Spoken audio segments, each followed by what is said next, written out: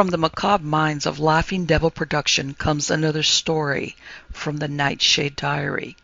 You know what that means. Check under the bed and make sure no one or nothing is there. Is the closet door securely shut? Then leave your disbelief behind, amp up your imagination, and hang on tight for another ride into terror and mystery. And like all good horror stories, just imagine it's a dark and stormy night. And remember, screaming like a little girl is permitted.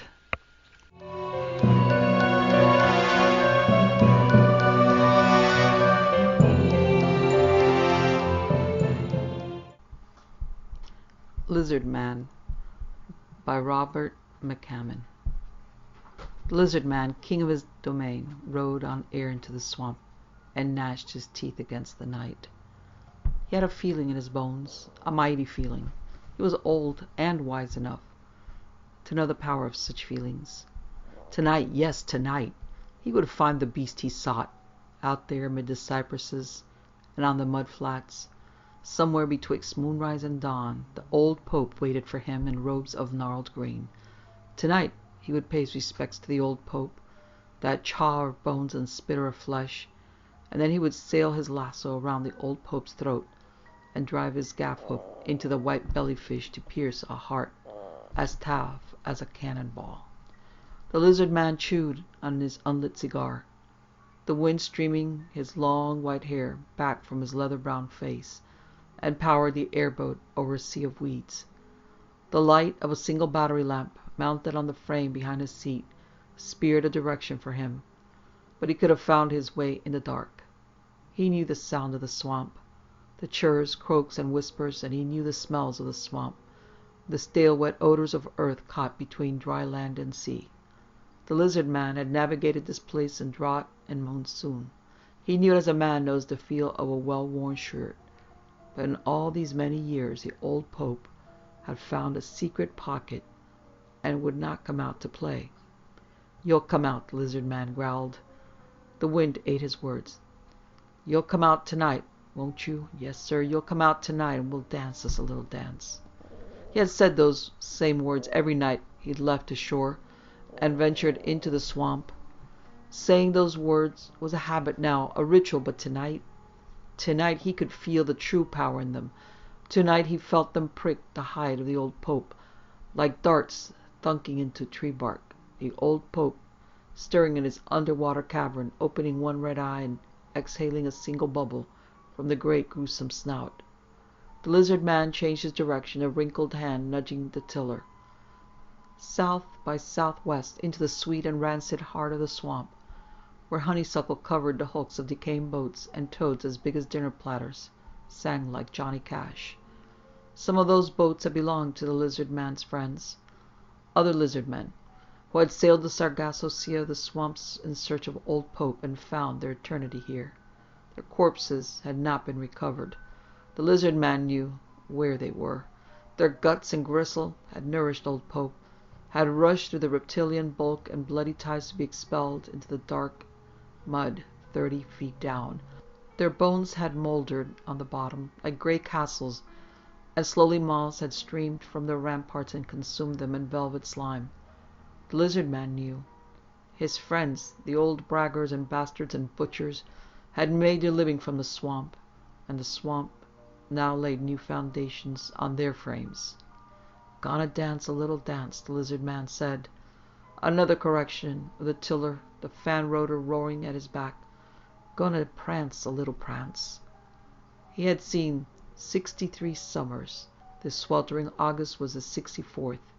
He was a southern man, burned darkly by the Florida sun, his skin freckled and blotched, his eyes dark brown, almost black, revealing nothing. He lived alone, drank rot-gut whiskey straight from the moonshiner's still, played a wicked game of 5-card stud, had 2 ex-wives who couldn't stand the sight or smell of him, and he made his money off gator skins. He'd done his share of poaching, sure, but the gators were growing wild in Florida now, and it was open season. He'd read in the paper last week that a gator had chomped 3 fingers off a golfer's hand when he'd reached into the bushes for his ball on a Sarasota course. That didn't surprise the Lizardman. If it moved, or used to move, a gator would go after it. Mean sons of bitches they were. Almost as mean as he was. Well, the lizard man figured it took mean and ugly to kill mean and ugly. A slight nudge of the tiller sent the airboat heading straight south. He could smell honeysuckle and Indian weed, the sweet tang of wild persimmons, and the musky fragrance of cypress. And the odor of death in the night air, too. Rot and fungus, putrefying gas from the muddy bottom. Something long dead caught in a quicksand pool. The wind took those aromas, and he arrowed on, following the beam of light. Wasn't too far now, maybe a mile or so, as the buzzard flew. The lizard man did not fear the swamp. That didn't mean, of course, that he came in asking to be gator bait. Far from it. In his airboat he carried 2 gaff hooks, a billy club with nails driven into it, and sticking out like porcupine quills, a double-barreled shotgun, a bang stick, and his rope, plus extra food, water, and gasoline. The swamp was a tricky beast.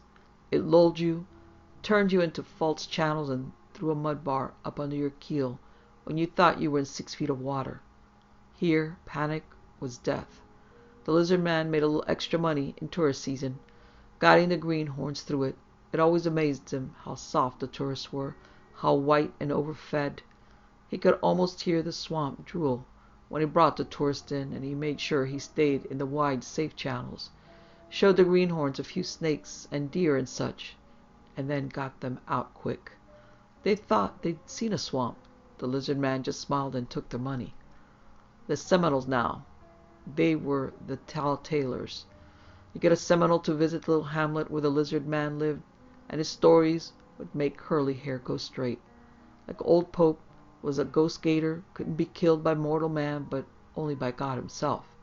Like how old Pope had written on a bolt of lightning into the heart of the swamp, and any man who went looking for him was going to end up as a nugget of gator dung. The lizard man believed that one, almost. Too many of his friends had come in here and not come out again.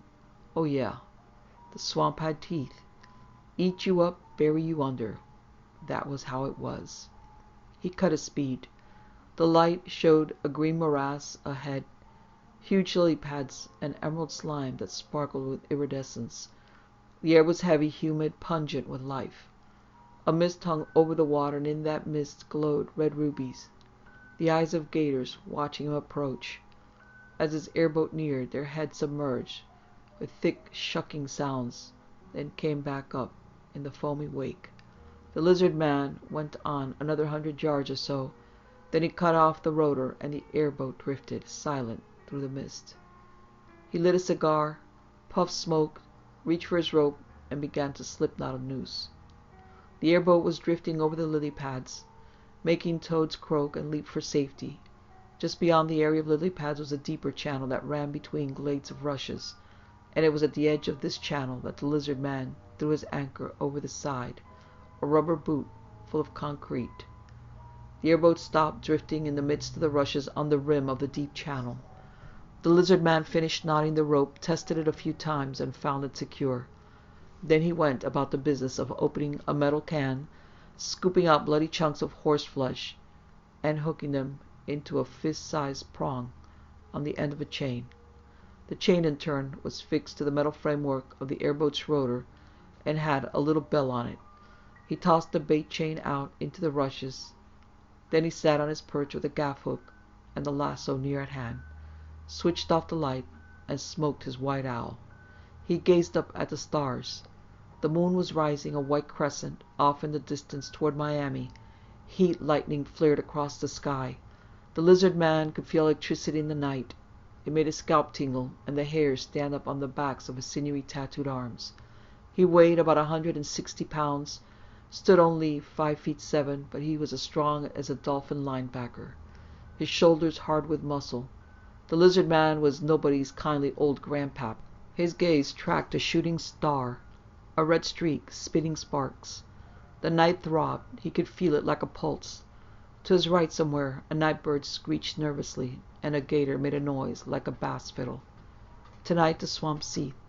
Clouds of mosquitoes swirled around the lizard man's face, but the grease and ashes he'd rubbed into his flesh kept him from biting. He felt the same powerful sensations he'd experienced when he was getting ready to cast off from shore. Something was going to happen tonight. Something different. The swamp knew it, and so did the lizard man. Maybe the old Pope was on the prowl, mean and hungry. Maybe Laney Allen had seen old Pope here, in this channel, a year ago. The big gators cruised it like submarines, placid in the depths, angry on the surface.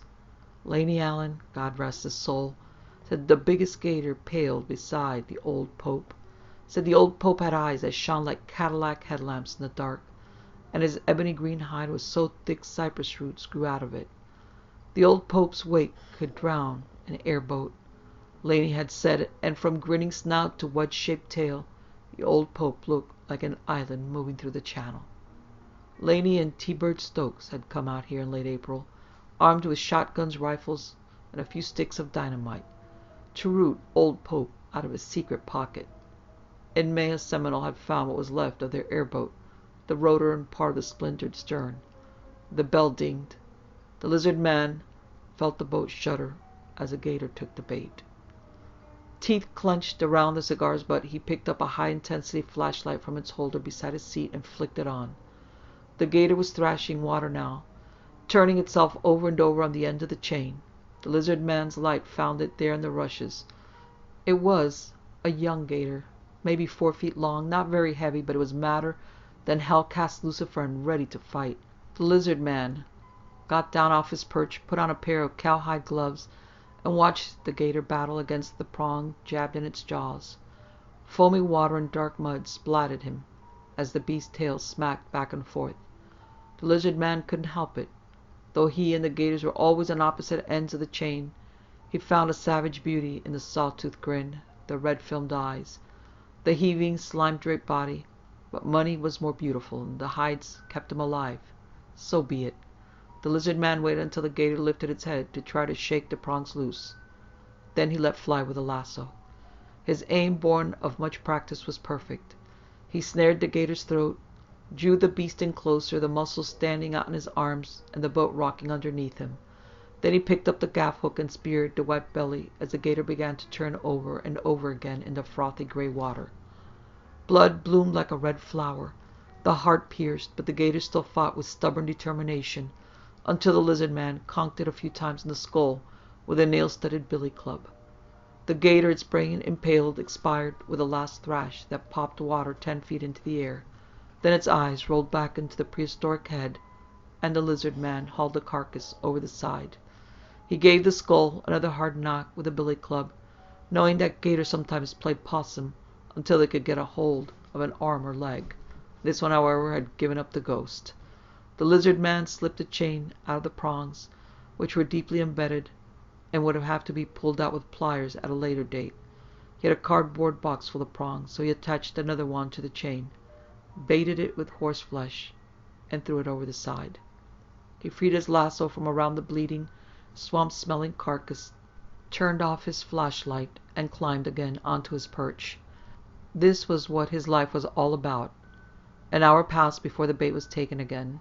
This gator was larger than the first, heavy but sluggish.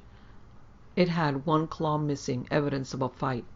The lizard man hauled it in some, rested, hauled it in the last distance with a lasso and the gaff hook. Finally, the gator lay in the bottom of the airboat, with the first, its lung making a noise like a steam engine, slowly losing power. The lizard man, slime on his arms and his face, glistening with sweat, waited. It was amazing to him that these creatures had never changed. The world had turned around the sun in 1,000,000 times, 100 times a million. The gators stayed the same. Down in the mud they dwelled in their secret swamp caverns, their bodies hard and perfect for their purpose. They slept and fed, fed and bred, slept and fed, and that was the circle of their existence.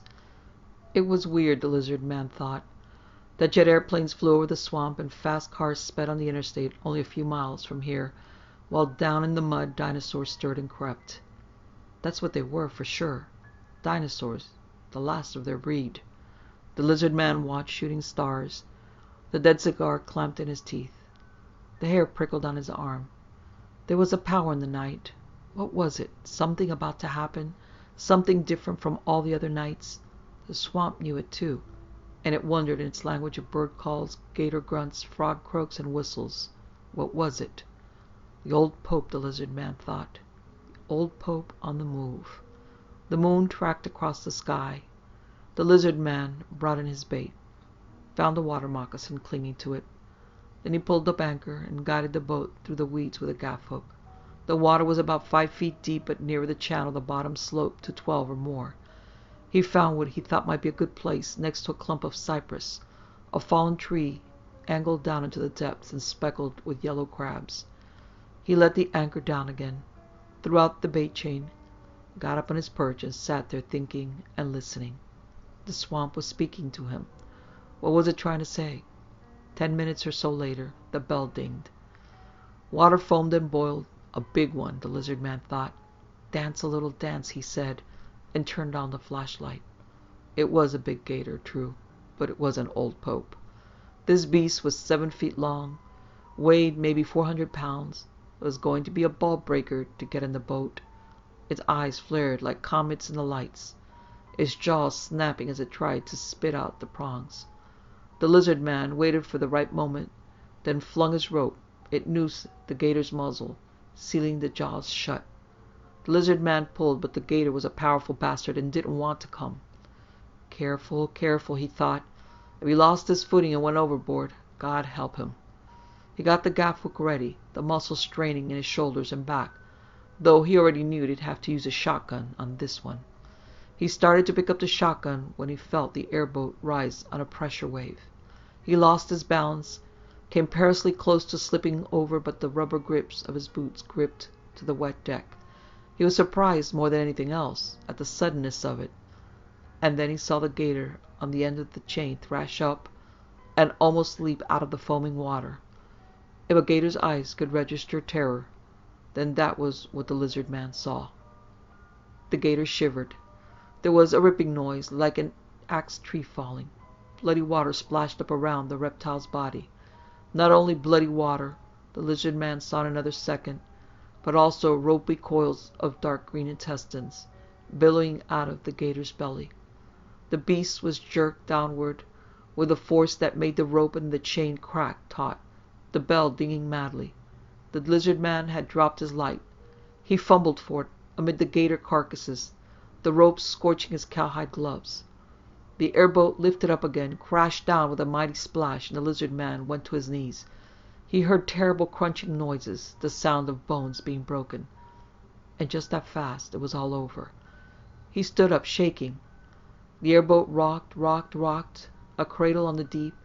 He found the light and turned it on, the beast at the chain's end. The lizard man gave a soft gasp, his mouth dry as Sahara dust. The gator had been diminished. More than half of it had been torn away, guts and gore floating in the water round the ragged wound. Bitten in two, the lizard man thought. A surge of pure horror coursed through him. Bitten by something from underneath. Good God Almighty, he whispered, and he let go of the rope. The severed gator floated on the end of the chain, its intestines still streaming out in sluggish tides. On the fallen tree trunk, the crabs were scrambling over each other, smelling a feast. The lizard man realized that he was a long way from home. Something was coming. He heard it pushing the reeds aside on the edge of the deep channel, heard the swirl of water around its body and the suction of mud on its claws. Old Pope risen from the heart of the swamp. Old Pope, mean and hungry, coming back for the rest of the gator, caught on the chain's end. The lizard man had often heard of people bleeding with fear. He'd never known what that would have sounded like until that moment. It was indeed a bleat, like a stunned sheep about to get its head smashed with a mallet. He turned toward the airboat's engine, hit the starter switch, and reached for the throttle beside the seat. As soon as he gave the engine some gas, the rotor crashed against the frame bent by the force of Old Pope on the chain, and it threw a pinwheel of sparks and crumpled like wet cardboard. The airboat spun around in a tight circle before the engine blew, the flashlight flying out of the lizard man's grip as he fell onto the rough hides of the dead gators. He looked up, slime dripping from his chin as something large and dark rose up against the night.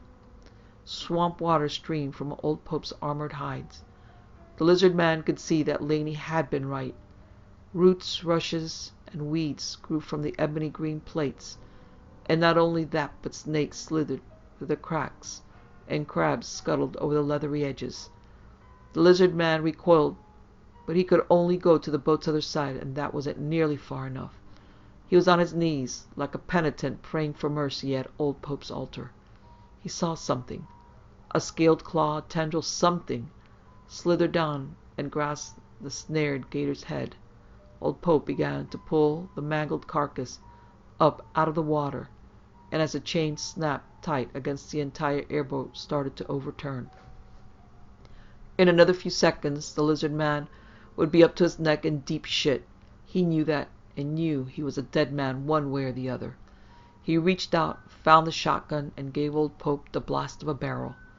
In the flare of orange light he saw gleaming teeth, yellow eyes set under a massive brow, where 100 crabs clung like barnacles to an ancient wharf.